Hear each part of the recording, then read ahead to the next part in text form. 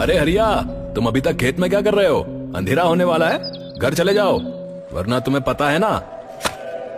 हाँ मानसिंह, पता है, मुझे डराओ मत। मैं थोड़ा सा काम बचा है, ये निपटा कर जा ही रहा हूं।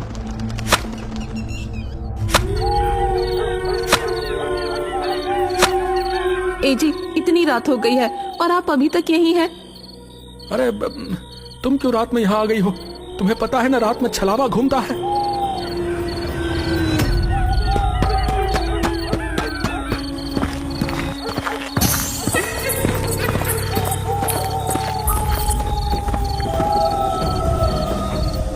क्या हो गया?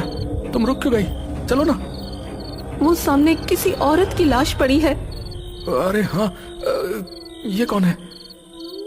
हरिया ने उसके पास जाकर देखा तो वो उसकी पत्नी की लाश थी। ये देखकर वो बहुत घबरा गया। उसने मुड़कर देखा तो उसकी पत्नी सामने भी खड़ी थी। वो उसके पास पहुंचा।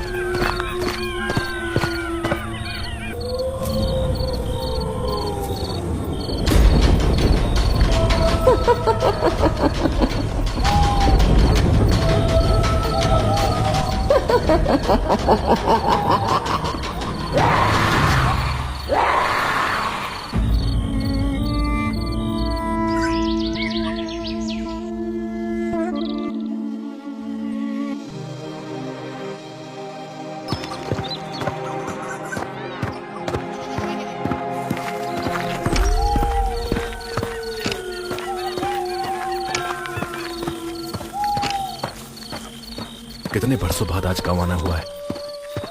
यहां से जाते समय सोचा भी नहीं था कि वापसी किसी की मौत पर होगी। हे भगवान, मुझे इस बुरे समय को झेलने की शक्ति दे। रमेश काफी सालों बाद गांव आया था।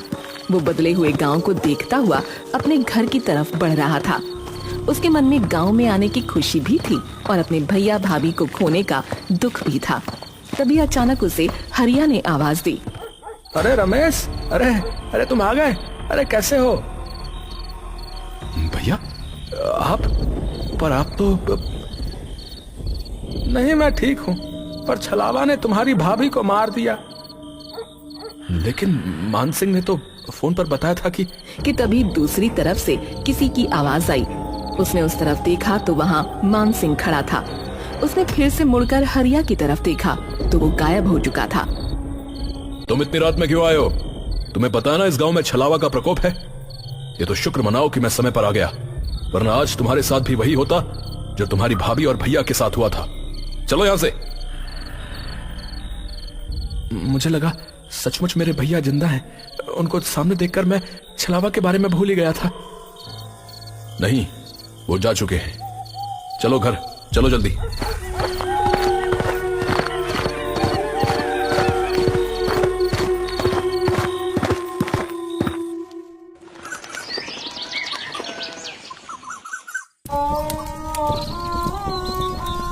भैया, मैं आपकी चिता की अग्नि को साक्षी मानकर ये कसम खाता हूं कि मैं उस छलावा से आपका बदला जरूर लूंगा।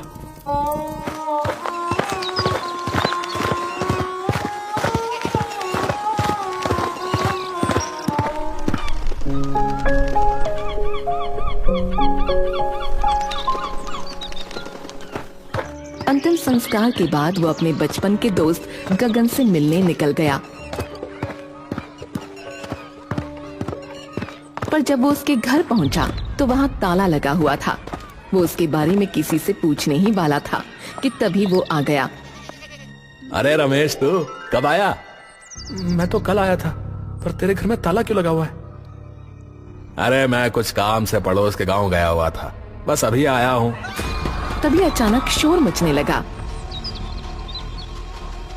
हे भगवान, ये इस गांव में हो क्या रहा है? जरूर ये छलावा का काम होगा। तुझे हंसी आ रही है? ये कोई हंसने की बात नहीं है, लोग मर रहे हैं। सॉरी, तो फिर इससे बचने के लिए क्या किया जाना चाहिए बता? हमें इस छलावा से छुटकारा पाने का कोई तरीका निकालना ही पड़ेगा। उसने मेरे भैया और भाभी को मारा है, मैं उससे बदला लेना चाहता हूँ। गगन और रमेश काफी देर खड़े बातें करते रहे, पर उन्हें छलावा को मारने का कोई रास्ता नजर नहीं आता। उसके बाद रमेश अपने घर चला जाता है।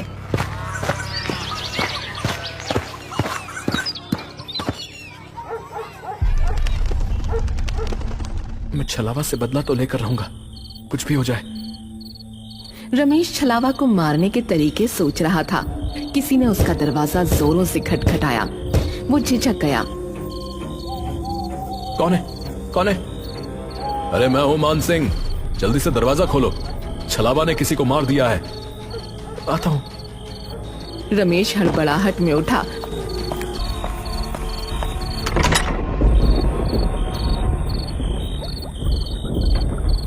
Oh my God, oh my God, ये क्या हो गया? मान सिंह, तुम्हारे साथ ये किसने किया? मैंने। रमेश ने आवाज की तरफ नजरें उठाई तो वो हैरान रह गया, क्योंकि सामने मान सिंह ही खड़ा था। पर वो समझ गया कि ये छलावा है। उसके अंदर इतना गुस्सा भरा था कि उसने छलावा पर हमला बोल दिया। मैं तुझे छोड़ूंगा नहीं। पहले तूने मेरे भैया भाभी को मारा और अब मान सिंह को।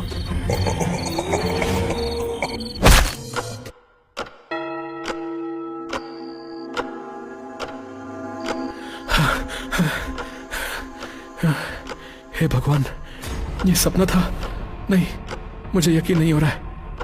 मुझे मान सिंह से मिलना पड़ेगा।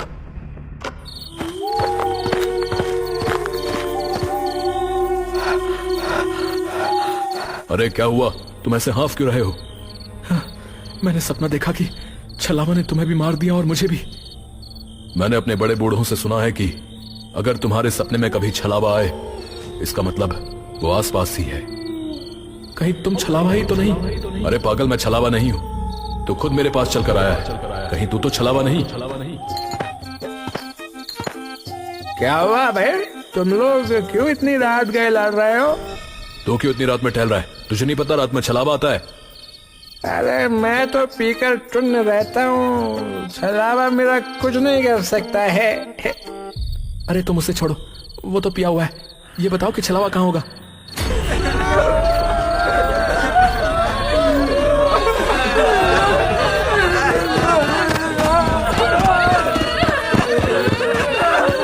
क्या हुआ सरपंच जी?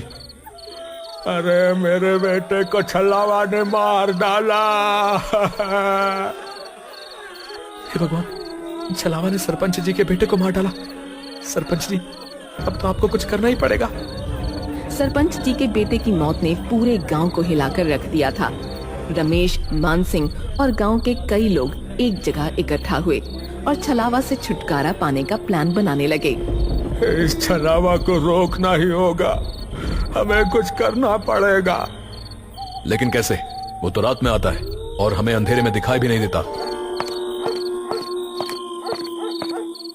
इस छलावा से छुटकारा पाने का एक ही तरीका है। अगर हम उसे दिन में पकड़ लें तो उसे मार सकते हैं, क्योंकि दिन में वो बहुत कमजोर होता है। पर वो दिन में भला कैसे मिलेगा? तो बस ये तरीका है कि हमें उसे रात में ही किसी तरह फंसाना होगा और फिर सुबह होते ही उसे मारना होगा। हमें ऐसा जाल बिछाना होगा जिससे वो निकल ना सके। गांव के लोगों ने मिलकर एक योजना बनाई। उन्होंने एक बड़ा जाल तैयार किया और तय किया कि वो छलावा को रात में ही फंसाकर सुबह मार डालेंगे। अरे गगन, तुझे पता है हम लोग छलावा को पकड़ने वाले हैं। दिन में तो वो कभी मिलेगा नहीं, इसलिए रात में ही पकड़ना है। मैं तुम्हारे साथ हूं, लेकिन ये बहुत खतरनाक काम है भैया। लेकिन करना तो पड़ेगा, वरना लोग ऐसे ही मरते रहेंगे। रात का अंधेरा चारों ओर फैल चुका था। गांव के कुछ बहादुर लोग छलावा को पकड़ने की योजना के तहत इकट्ठा हुए। कई लोग डर के मारे नहीं आए थे, जिनमें गगन भी शामिल था। गगन फोन क्यों नहीं उठा रहा?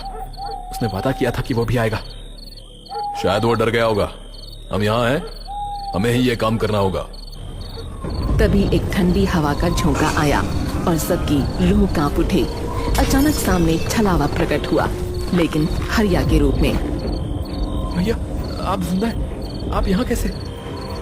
रमेश, मुझे बचा लो, छलावा मुझे मार डालेगा। रमेश का दिल जोरों से धड़कने लगा। वो अपने भाई की तरफ बढ़ा। तभी हरिया अचानक जोर से हंसने लगा और उसका रूप बदलने लगा। पहले वो एक बूढ़ी औरत बना, फिर एक जवान आदमी,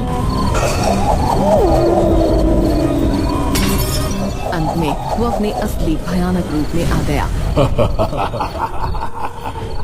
तुम लोग मुझे पकड़ने की कोशिश कर रहे हो, तुम मुझे नहीं पकड़ सकते। तभी एक आदमी ने हिम्मत दिखाई और छलावा की तरफ भागा। मैं तुझे नहीं छोड़ूंगा, आज तुझे मार कर ही रहूंगा।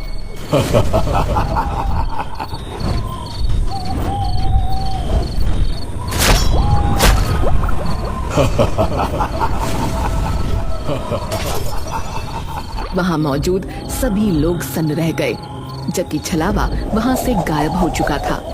ऐसा लग रहा था मानो वो उन लोगों को यही बताने आया था कि तुम लोग मेरा कुछ नहीं बिगाड़ सकते। छलावा को ये कैसे पता चला कि हम उसे पकड़ने वाले हैं? क्या वो अंतर्यामी भी है? नहीं, छलावा अंतर्यामी नहीं होता, कुछ गड़बड़ है। ये सुनकर रमेश सोच में डूब गया कि आखिर छलावा को ये पता कैसे चला।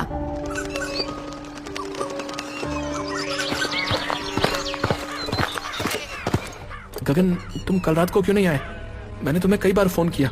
यार मेरी तबीयत ठीक नहीं थी, इसलिए नहीं आ सका यार, सॉरी यार।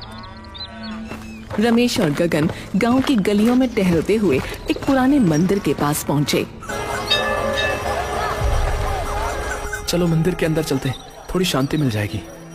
नहीं नहीं, मैं मंदिर के अंदर नहीं जा सकता, मेरी तबीयत अभी भी ठीक नहीं है। क्यों बहाना बना रहे हो? चलो अंदर।